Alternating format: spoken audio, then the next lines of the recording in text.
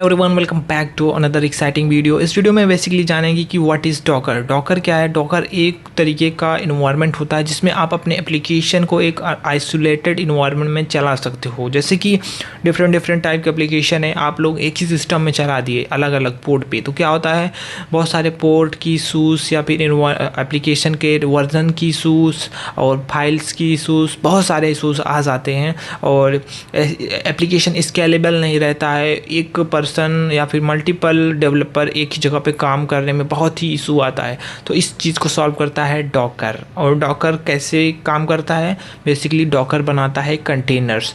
Application को उठा के सेम एप्लीकेशन को जितनी भी आपकी एक सर्वर की फाइलें रहेंगी या फिर यूआई की फाइल्स रहेगी, एक कंटेनर में उसको डाल देगा।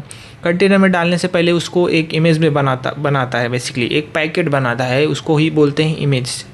लाइक आपको अगर आपके कंप्यूटर के अंदर ऑपरेटिंग सिस्टम इंस्टॉल करना है तो उसको बोलते हैं ओएस, जैसे कि विंडोज़ ओएस या लिनक्स ओएस, उसको इंस्टॉल करो, वही होती है इमेज।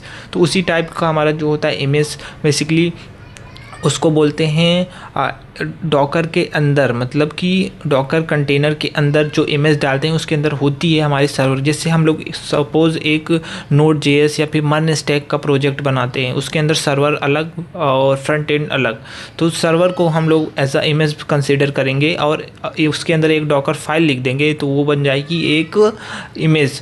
बस उसको हमको बिल्ड करना पड़ता है इमेज के रूप में, तो उसके एक पैकेट बन जाता है, तो उसको बोलते हैं इमेज। और उस इमेज को रन किया जाता है कंटेनर के अंदर, मतलब उसके अंदर उसको लाया जाता है, फिर कंटेनर को रन किया जाता है, इमेज को नहीं। इमेज सिर्फ कंटेनर को रन करने के लिए होती है, तो हम लोग कंटेनर को रन करने का कमांड देते हैं विथ इमेज नेम, तो ऑटोमेटिक जो कंटेनर होता है वो रन हो जाता है। और जो कमांड्स रहती हैं npm स्टार्ट, npm आई, वो होती हैं सारी चीज़ें डॉकर फाइल के अंदर, तो हमको मैन्युअली कुछ नहीं करना पड़ता। हमको डॉकर फाइल में वो चीज़ें लिख देनी पड़ती हैं कि हम इस सर्वर को कंटेनर के अंदर करना क्या है।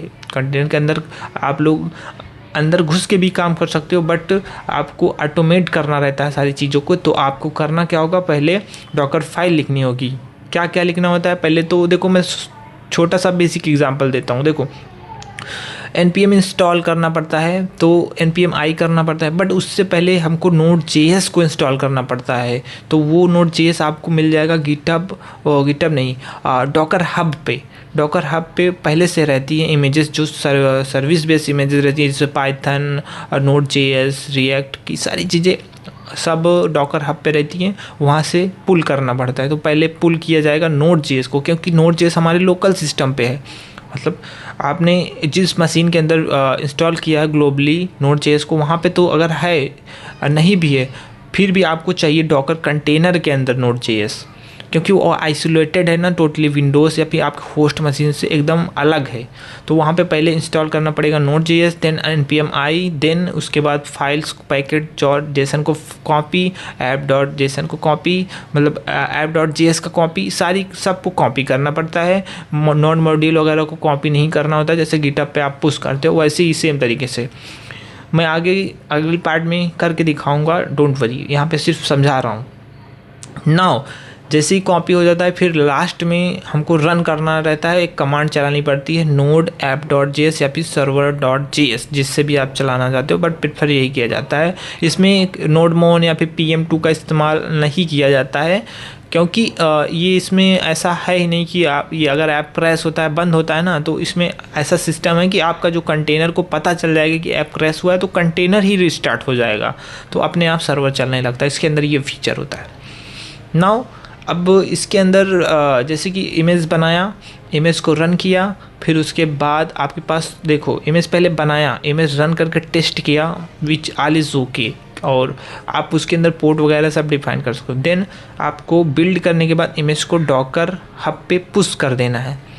पुश करने से ये होगा कि हमेशा के लिए वहाँ पे सारी फाइल्स रहेंगी, आपके प्रोजेक्ट का पूरा सिस्टम जितना भी बनाए रहोगे आप लोग बैकएंड, सारी चीज़ें वहाँ पे चली जाएंगी, जैसे गिटहब पे जाती हैं वैसे ही जाएंगी, लेकिन वहाँ पे फाइलें नहीं जाती हैं, वहाँ पे सिर्फ एक पैकेट जाता है, मतलब एक तरीके का पूरा पैक होके जाता है, उसको खोल के देख नहीं सकते जब तक पुल नहीं करोगे।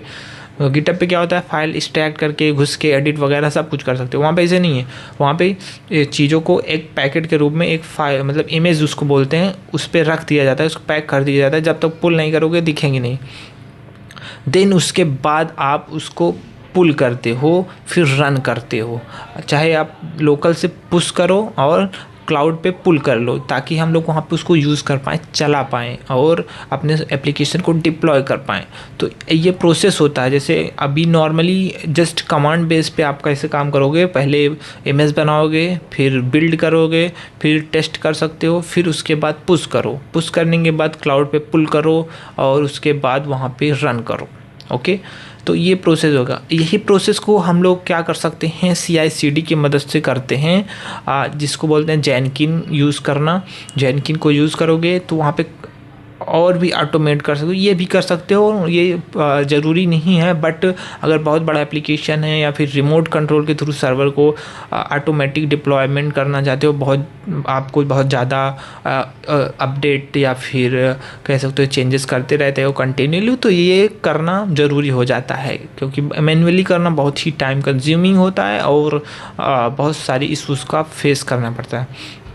नाउ अभी ये कंटेनर रन हो गया, कंटेनर के साथ आप क्या क्या कर सकते हैं। कंटेनर को देखो, कंटेनर के साथ हम लोग बहुत कुछ कर सकते हैं, मल्टीपल कंटेनर बना सकते हैं, सेम चीज़ का क्लोन बना सकते हैं। ओके, एक इमेज से मल्टीपल कंटेनर बना सकते हैं, अगर कुछ थोड़ा बहुत चेंजेस करके एक दूसरा कंटेनर बनाना है तो बना सकते हो। ओके, और आप मल्टीपल एप्लीकेशन को चला सकते हो। जैसे एक है सर्वर आपका Node.js का, दूसरा है Node.js का, तीसरा है Node.js का, तो तीन आप इमेजेस बनाओ, 3 कंटेनर चला दो, एप्लीकेशन प्रॉपर चलने लगेगा।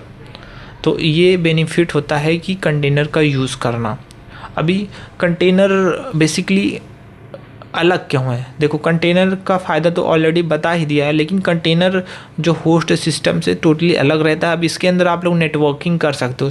2 कंटेनर है, दोनों का पोर्ट अलग अलग है, एक 3000 पे है, एक 5000 है। 5000 पे सर्वर है, 3000 पे UI है। ओके, अगर आप लोग इसका पोर्ट इस पे एक्सेस करना चाहते हो तो नहीं एक्सेसिबल होगा, क्योंकि टोटल आइसोलेटेड है। तो आइसोलेटेड होने की वजह से यहाँ पे एक दूसरे का पोर्ट एक्सेस नहीं होगा। तो इसके लिए आता है डॉकर नेटवर्किंग। तो एक कमांड्स होती है, पहले क्रिएट किया जाता है एक नेटवर्क जो एक तरीके की ID होती है, फिर उसको असाइन किया जाता है कंटेनर को। कंटेनर जिसको एक्सेस देना है उस कंटेनर को दे देना है, आपको असाइन कर देना है। जैसे 5000 और 3000 दोनों पे एक ही नेटवर्क असाइन करो, फिर अब इसका पोर्ट दूसरे पे एक्सेस होने लगेगा और दूसरे का पहले पे। तो इस तरीके से नेटवर्किंग किया जाता है। और जैसे कि एक ही होस्ट सिस्टम है, अभी उसके अंदर आप लोग UI और बैकएंड दोनों बनाते हो, तो उस केस में दोनों इजीली एक्सेस हो जाते हैं। बट कंटेनर में दोनों आइसोलेटेड रहते हैं, तो यहाँ पे एक्सेस करने में इशू ये आता है कि वहाँ पे नेटवर्क अलग हो जाते हैं। ये अच्छी चीज़ है, क्योंकि यहाँ पे हम नहीं चाहते कि हमारा एप्लीकेशन की कोई जो सिक्योरिटी है वो डिस्ट्रॉय हो या फिर हैक हो। तो यहाँ पे नेटवर्क बहुत ही इंपॉर्टेंट हो जाता है। तो आप अलग अलग नेटवर्क बना सकते हो अलग अलग एप्लीकेशन को, यहाँ तक कि जो अभी वर्सल यूज़ हो रहा है या फिर कह सकते हो नेटलीफाई यूज़ हो रहा है, ये डॉकर की मदद से ही हो रहा है। आपको लग रहा होगा कि ये बैकएंड में क्या करते होंगे, कैसे एप्लीकेशन को हम लोग को फ्री में होस्टिंग दे रहे हैं। तो ये लोग डॉकर का इस्तेमाल करते हैं। ये कॉस्ट इफेक्टिव होता है, मतलब कि आपका जो कॉस्ट है बहुत ही कम आता है। क्यों? क्योंकि आप एक सिस्टम के अंदर मल्टीपल सर्वर्स रन कर सकते हैं अलग अलग यूज़र को। वहाँ पे आप एक स्टैटिक IP मतलब लोकल IP भी उसको असाइन कर सकते हैं, जैसे कि 127.0.312 मतलब कुछ भी असाइन कर सकते हैं। वो ऐसा बिहेव करेगा कि लोकल सर्वर मतलब एक डेस्कटॉप के अंदर, मतलब एक सर्वर के अंदर, जैसे कि एक विंडोज़ मशीन हो गया, आप खुद होस्टिंग यूज़ कर रहे हो तो आप यूज़ कर रहे हो उसको, डेवलपर हो। अगर मान लो एक क्लाउड है, आपने एक वर्चुअल मशीन ख़रीदा, आप उसको अकेले यूज़ करोगे। बट कंटेनर बना के आप और ऐसी सर्विसेज बना सकते हो कि जहाँ पे अलग अलग लोग आएँ और अपनी खुद की होस्टिंग बाई करें, खुद के लिए होस्टिंग बाई करें। तो आप वर्सल एंड ये जो भी प्लेटफॉर्म ऑलरेडी बने हुए हैं इस पे इसके जैसा क्लोन बना सकते हो। बहुत ही ईजीली बनता है। बस आपको थोड़ा बैकएंड की नॉलेज होना चाहिए। ऑटोमेटिक कंटेनर क्रिएट करो और पोर्ट असाइन करो और यूआई पे दिखा दो, यूआई पे कुछ बटन दिखा दो, automatic click to restart, install, और उसके अंदर प्री डिफाइंड इमेजेस भी दिखा दो रैंडमली सिलेक्ट बॉक्स के थ्रू, और यूज़र क्लिक करके कंटेनर को रन कर देगा। उसके बदले में कुछ फीस चार्ज करो प्रति घंटा या फिर सालाना या मंथली, जो भी करना हो। बस आपके पास थोड़े पैसे होने चाहिए सर्विस प्रोवाइड करने के लिए। आपको थोड़ा बड़ा सर्वर लेना पड़ेगा, जैसे कि 8 GB या फिर 16 GB रैम वाला, ताकि आप मल्टीपल कंटेनर सेल करो, या फिर आप as a requirement to increase करो। जैसे कि अभी के लिए 4 GB storage 4 GB RAM, 2 CPU core लो और स्टोरेज लो 500-600 GB का। देन उसके बाद अगर यूज़र्स आते हैं तो स्केल करते चले। बहुत ही स्केलेबल होता है, बट ये थोड़ा इम्पॉर्टेंट है कि आपको जो है प्रोग्रामिंग लैंग्वेज समझ आनी चाहिए। तो आई होप ये वीडियो समझ में आई होगी। अगली वीडियो में हम लोग बात करेंगे या फिर आप सीखेंगे कि कैसे कंटेनर बनाए जाते हैं, पुल किए जाते हैं और उसको चलाया जाता है कंटेनर को एप्लीकेशन में। और मैं अपने लिनक्स जो है मेरा क्लाउड मेरे पास ऑलरेडी है, क्लाउड का KVM जो कि एक CPU है, उसके अंदर कई कंटेनर रन हो जाते हैं। मुझे लगता था कि इसके अंदर कंटेनर चलेगा ही नहीं डॉकर, बट चल जाता है। ये होस्टिंगर का है बेसिकली। अगर आप लोग चाहते हो कि होस्टिंगर का होस्टिंग बाई करना, तो आप बाई कर लो, क्योंकि आपको बहुत ही चीज़ें सीखने को मिलती है। भले ही आप उसको कुछ कर ना पाओ, मतलब उसे पैसे ना बना पाओ, बट सीखने को बहुत कुछ मिलता है। क्योंकि आप देखो स्कूल कॉलेजेस को बहुत पैसा देते हो, लेकिन अगर आप उसको ले लोगे तो हो सकता है कुछ प्रोडक्ट बना लो, अपनी वेबसाइट डिप्लॉय कर लो, तो आपको एक होस्टिंग ले लेना चाहिए। कितने का आता है? 5 से 6 हज़ार का 1 साल का आता है, आप परचेज़ कर लो। और बस ये वीडियो यहीं पे समाप्त करते हैं। अगले वीडियो में फिर से मिलेंगे डॉकर को लेके। Thank you, keep watching.